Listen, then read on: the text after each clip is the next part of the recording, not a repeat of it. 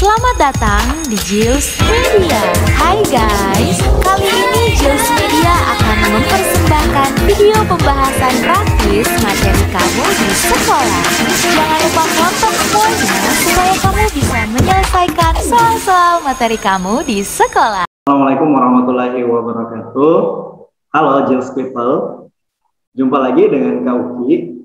Kali ini kakak akan membahas tryout UTBK Fisika yang pertama ya. Nah, sebelumnya kita membahas materi-materi, sekarang kita bahas soal-soal.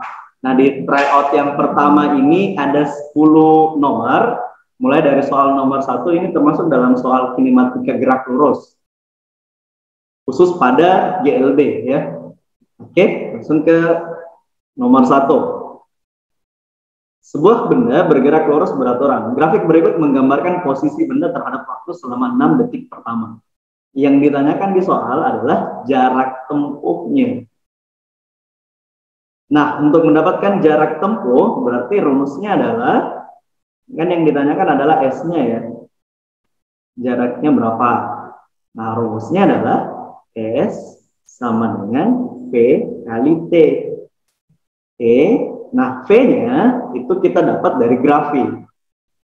Nah, kita cari kecepatannya dari grafik pakai rumus delta X per delta T. Nah, untuk dapatkan nilainya, kita ambil 2 titik dari sekian banyak titik yang diberikan di grafik. Saya ambil titik ini dan titik yang di sini. Dari 2 titik itu, berapa delta X-nya? Dari 0 sampai 2. Berarti delta X-nya adalah 2 ya. 2. Per delta T-nya. Berapa lama waktu yang dibutuhkan dari detik 1 ke detik 2? Berarti 1. Nah, 2 bagi 1 kita peroleh kecepatannya 2 meter per second. Habis itu, kita cari jaraknya pakai rumus sebelumnya. P kali T. P-nya itu 2, T-nya 8. 2 kali 8, 16 meter. Berarti kita peroleh jawabannya adalah error 16,0. Oke, sekarang nomor 2. Soal nomor 2 ini adalah termasuk soal usaha energi ya materinya. Di soal ini yang pertama, kalau mau mudah, kita pertama kali itu ini kita gambarkan dulu lintasannya. Di soal di sini dikatakan bahwa sebuah balok bermassa 2 kg bergerak pada lintasan mendatar licin dengan kecepatan 4 meter per second. Di ujung lintasan mendatar itu, balok melanjutkan gerak pada lintasan menanjak yang kasar dan mengalami gaya gesek sebesar 6 Newton. Sehingga balok berhenti sesaat di suatu titik pada lintasan menanjak itu. Jika kemiringan lintasan menanjak itu 30 derajat dan percepatan gravitasi setempat 10 meter per second, kedua, berapa jarak yang ditempuh balok selama bergerak menanjak? Kita gambar dulu lintasan mendatar, terus di ujung lintasan dia menanjak, membentuk sudut. Di soal di situ ada sudutnya 30 derajat. Ini 30 derajat. Nah, baloknya itu ada di sini, di ujung sini. Ya. Nah, ini lintasannya, yang lintasan mendatar ini lintasannya licin. Berarti tidak ada gaya gesek, itu artinya tidak ada usaha di situ. Kemudian di lintasan yang menanjak ini lintasannya kasar. Di sini di soal akan kasar. Di sini kasar, berarti akan ada gaya gesek dan ada usaha di situ. Ya? Nah, kemudian awalnya benda itu ada di sebelah sini di bawah. Kemudian setelah bergerak dengan kecepatan 4 meter per second, baloknya naik menanjak, anggaplah dia berhenti di sini. Ya, dia berhenti di kita dulu ini tertulis di atasnya. Jadi yang di sini kasar ya. Oke. Nah, dia sampai di sini dan berhenti di titik ini pada ketinggian H misalnya. Oke, sekarang untuk dapatkan berapa jarak yang ditempuh, S-nya ya, lagi-lagi yang ditanyakan adalah jaraknya. Nah, berarti kita pakai rumus usaha energi. Mulai dari awal, Energi yang dimiliki benda di awal adalah energi kinetik karena dia bergerak. Jadi punya energi kinetik. Nah, energi kinetiknya benda di bawah ini berubah sebagian menjadi usaha gaya gesek, sebagiannya lagi berubah menjadi energi potensial karena dia memiliki ketinggian setelah dia menanjak. Nah, rumus energi kinetik adalah 1/2 mv pangkat 2 sama dengan usaha, rumusnya F dikali S. Usahanya di sini adalah usaha gaya gesek ya. S-nya ini dari sini sampai ke atas sini, ini S. Nah, ini S-nya. Dan itu yang ditanyakan. Ditambah EP itu MGH. Karena hanya di soal tidak diketahui berapa, berarti kita cari hanya pakai rumus. Kita ganti hanya ya, ini kita tulis ulang. 1/2 MV pangkat 2 sama dengan F kali S ditambah MG. H itu adalah S sin 30 sin theta. Oke, sekarang kita masukkan nilainya.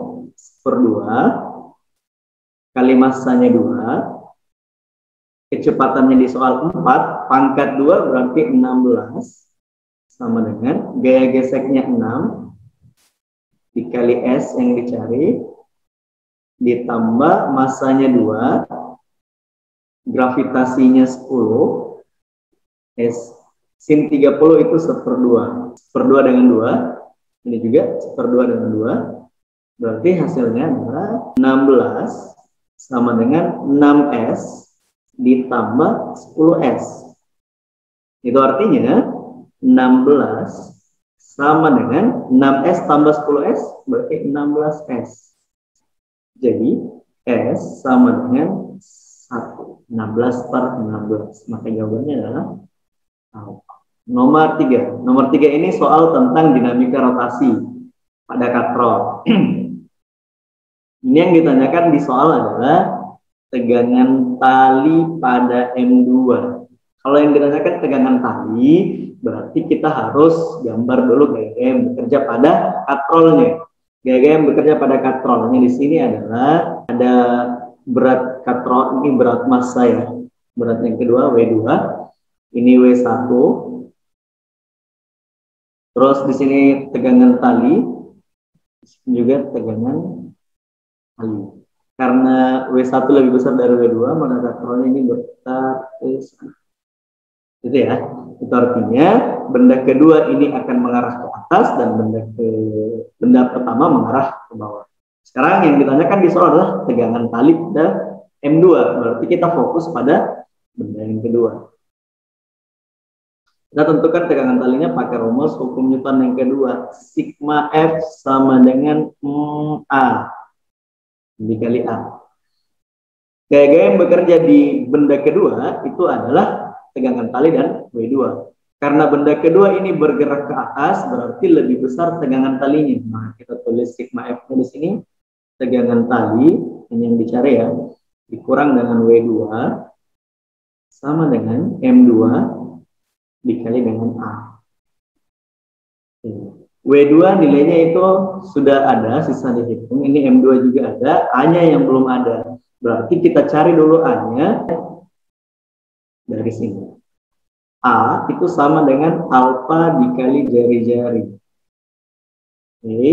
Nah, kita cari A2, percepatan yang kedua, itu sama dengan alfa 2. Ini A2 ya. Ini alfa 2 dikali jari-jari yang kedua. Gitu. Nah, alfa 2 juga belum ada di soal.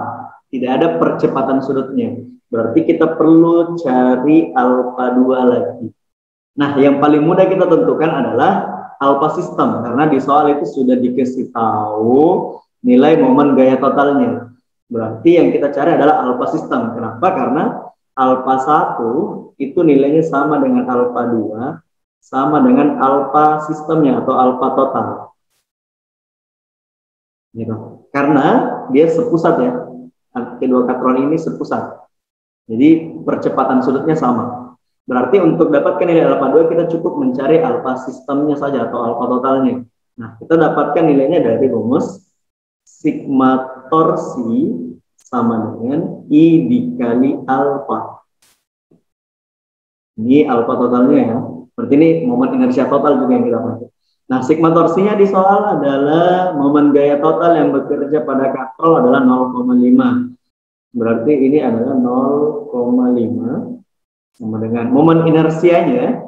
Momen di sini di soal momen inersia setiap katrol 0,005. Karena di sini ada dua katrol, berarti momen inersia sistemnya dijumlahkan keduanya. 0,005 ditambah 0,005 itu hasilnya 0,01 ya, dikali dengan alfa sistem.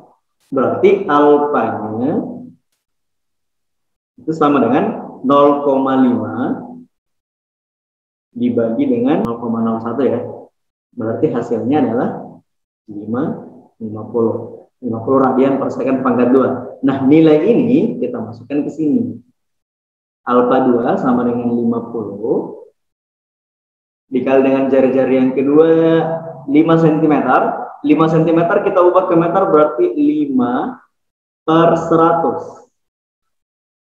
Jadi kita dapat hasilnya itu 50 kali 5, 250 dibagi 100 berarti 2,5.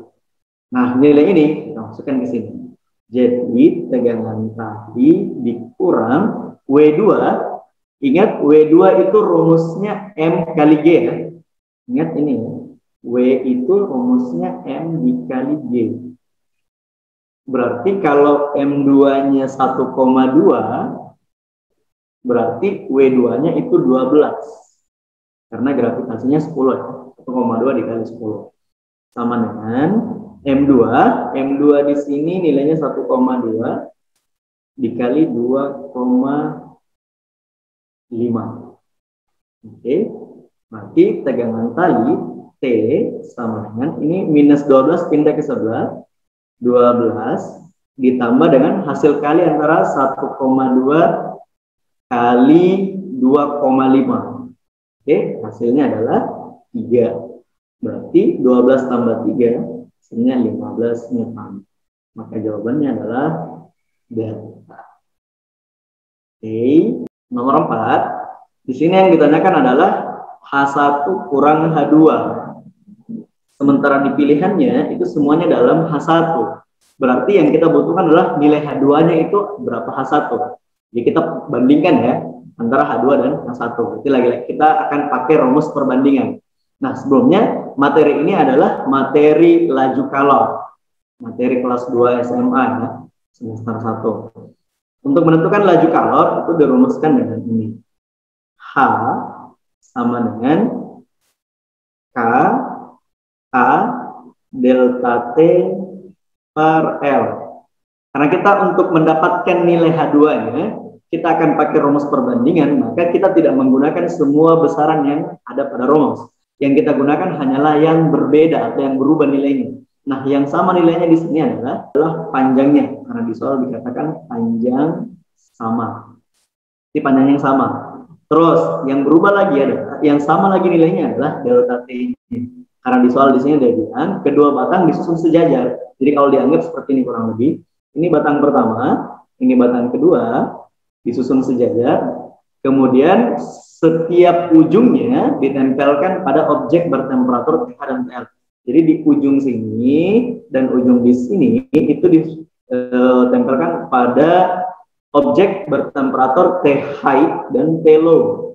Itu artinya perubahan suhunya sama ya. Antara logam 1, ini yang atas misalnya, ini logam 2, perubahan suhunya sama antara kedua ujungnya.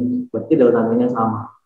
Itu berarti yang berubah hanyalah koefisien konduktivitasnya, koefisien suhunya, dan luas penampangnya. Jadi nilai H2 kalau kita bandingkan dengan H1 sama dengan H dan K itu berbanding lurus. Kalau di sini H2 maka di sini K2 per K1 berarti ya. Terus H dan A juga berbanding lurus. Sorry, ini dikali ya. Ini A2 per A1. Sekarang kita masukkan nilainya. H2 per H1 itu sama dengan K2 itu 0,5 K1. Berarti kita tulis 0,5 K1 per K1. A2 di sini adalah 0,5 A1. Jadi di sini 0,5 A1 ini dibagi dengan A1. Kita coret K1 dan A1-nya. Berarti kita peroleh H2 per H1 itu sama dengan 0,25. Kalau kita bisa tulis seperti ini, H2 itu sama dengan 0,25 H1. Yang ditanyakan adalah H1 dikurang H2. H1, ya tulis saja H1, dikurang H2-nya 0,25 H1. Berarti H1, 1 dikurang 0,25. Berarti 0,75 H1. Berarti jawabannya adalah delta. Oke. Jangan lupa subscribe, like, komen, dan share. Serta bunyikan lonceng notifikasinya. Biar tidak ketinggalan video baru dari Jils Media. Terima kasih.